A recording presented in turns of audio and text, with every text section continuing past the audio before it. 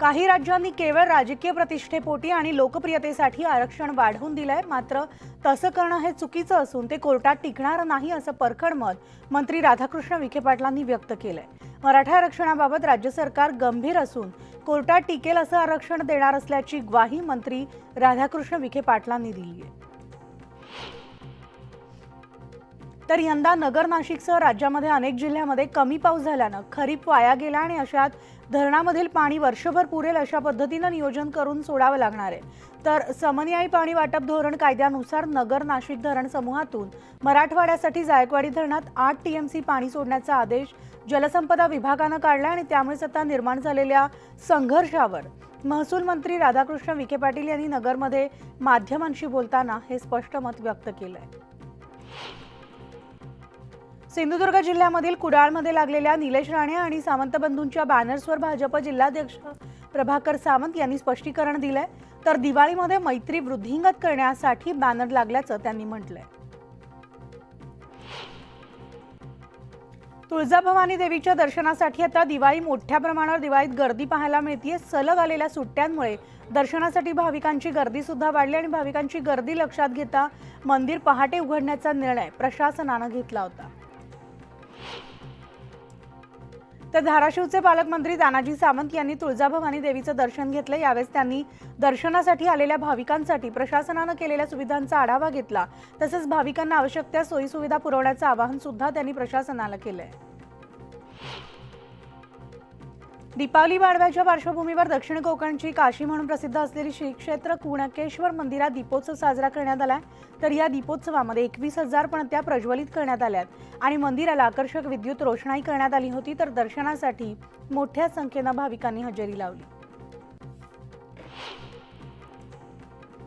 ढोल ताशाच्या गजरात गुलाल आणि फुलांची उधळण करत फटाक्यांच्या आतषबाजीत मालवणचे ग्रामदैवत श्रीदैव रामेश्वर श्रीदेव नारायण यांचा ऐतिहासिक पालखी सोहळा भक्तिमय वातावरणात पार पडला आणि या पालखी सोहळ्याला हजारो भाविकांनी उपस्थित राहून दर्शनही घेतलं। तर दिवाळी पाडव्यानिमित्तानं एरंडल इथल्या पांडववाड्यामध्ये महाआरती करण्यात आली। तर या आरतीला मोठ्या संख्येने भाविकांनी हजेरी लावली होती। तर अयोध्या मंदिराची आरास करत दिव्यांची सजावट करण्यात आली। मंदिर परिसरामध्ये आकर्षक रांगोळ्या काढत विद्युत रोषणाई सुद्धा करण्यात आली।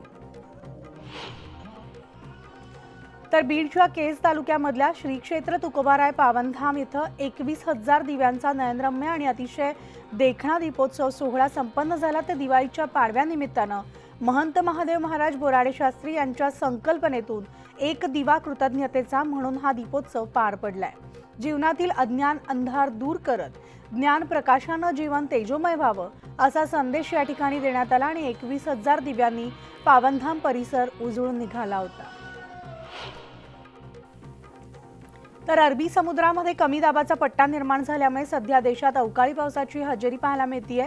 मुंबई ठाण्यासह पालघर जिल्ह्यात तुरळक ठिकाणी हलक्या पावसाच्या सरी कोसळण्याची शक्यता हवामान विभागानं वर्तवली आणि गेले काही दिवस या भागात ढगाळ वातावरणासह पावसाची हजेरी असून भारतीय हवामानशास्त्र विभागानुसार आता दक्षिण पूर्व बंगाल उपसागरावर कमी दाबाचं क्षेत्र तयार होण्याची शक्यता आहे।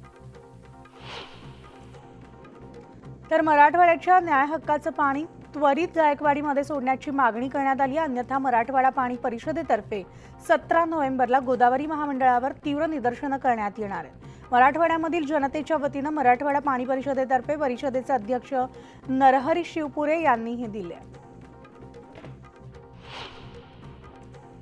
तर चोपडा तालुक्यामध्ये यावर्षी खरीप हंगामात शेतकऱ्यांना मोठा आर्थिक फटका बसल्यामुळे त्याची भर दुसऱ्या हंगामात तरी निघेल असा आशावाद शेतकऱ्यांना आहे। तालुक्यामध्ये एकूण 79,000 हेक्टर भौगोलिक क्षेत्र असून त्यापैकी पेरणीलायक क्षेत्र हे 64,390 हेक्टर इतकं आहे। तर रब्बी हंगामात हरभरा पेरणीकडे शेतकऱ्यांचा विशेष कल आहे। जळगाव जिल्ह्यामधील चोपडा मुक्ताईनगर येथील साखर कारखान्याच्या गळीत हंगामाला आता सुरुवात झाली। त्यामुळे चोपडा आणि मुक्ताईनगर परिसरात राज्यभरामधून ऊसतोड मजूर दाखल झालेत।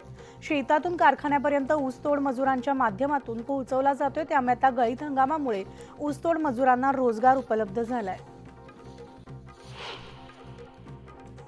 बीडच्या आष्टी तालुक्यामधील वाहिरा गावात 62 लाखांच्या जलजीवन मिशन अंतर्गत पाणी पुरवठा योजनेचं काम हे आता निकृष्ट दर्जाचं होतंय। योजनेची खोदलेली पाईपलाईन हातानं उकरली तरी उघडी पडती आणि त्यामुळेच तात्काळ या योजनेचं काम थांबवून संबंधित गुत्तेदार त्याचबरोबर अधिकाऱ्यांवर कारवाई करावी अशी मागणी गावकऱ्यांनी केली आहे।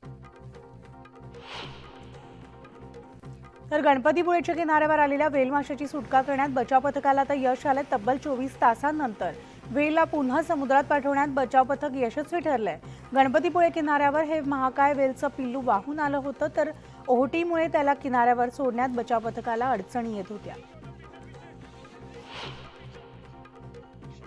अकलूज इथं शिवरत्न शिक्षण संस्थेच्या माध्यमातून शिवरत्न हॉर्स रायडिंग अकॅडमी सुरू करण्यात आली आहे। दिवाळी पाडव्याच्या मुहूर्तावर या हॉर्स अकादमीचं उद्घाटन करण्यात आलंय। ग्रामीण भागामधील विद्यार्थी यांच्यात घोडेस्वारीची आवड निर्माण व्हावी आणि यामधून ऑलिम्पिक पर्यंत खेळाडू निर्माण व्हावेत या भावनेनं धैर्यशील मोहिते पाटील यांच्या संकल्पनेतून या अकादमीची सुरुवात करण्यात आली आहे। महाराष्ट्र शासनाचा राज्य सांस्कृतिक पुरस्कार सिंधुदुर्ग जिल्ह्यामधील कलाकार यशवंत तेंडुलकर यांना जाहीर करण्यात आलाय आणि याबद्दल आमदार वैभव नाईक यांनी त्यांचा सत्कार केलाय। तर प्रतिकूल परिस्थितीचा सामना करत तेंडुलकरांनी दशावतार केले असून लौकिक प्राप्त केलाय। दशावतारातील अनेक विनोदी भूमिका त्यांनी साकारल्या। तर 14 मराठा लाईट इन्फंट्री बटालियनचे जवान अक्षय अशोक भिलकरवर यांच्यावर शासकीय इतमामात अंत्यसंस्कार करण्यात आले आहेत। कर्नाटक राज्यामधील बेळगाव इथं मराठा रेजिमेंट सेंटरवर कार्यरत असताना 26 वर्षीय अक्षय भिलकर दुखापतग्रस्त झाले होते। मराठा बांधवांकडून एक पणती जरांगे पाटील यांच्यासाठी लावण्यात आली आणि एक पणती मराठा आरक्षणाबद्दल लावून अनोख्या पद्धतीने दिवाळी साजरी करण्याचा प्रयत्न करण्यात आलाय। सोलापूरमधील एनजी मिल चाळीमधील भागवत मंडप इथं दिवाळीच्या मुहूर्तावर हा अनोखा उपक्रम राबवण्यात आला। आणि या बातम्यांचं बुलेटिनमध्ये एक छोटासा ब्रेक घेऊन लगेचच परततो। इतरही बातम्या पाहणार आहोत, तेव्हा पाहत राहा न्यूज 18 लोकमत।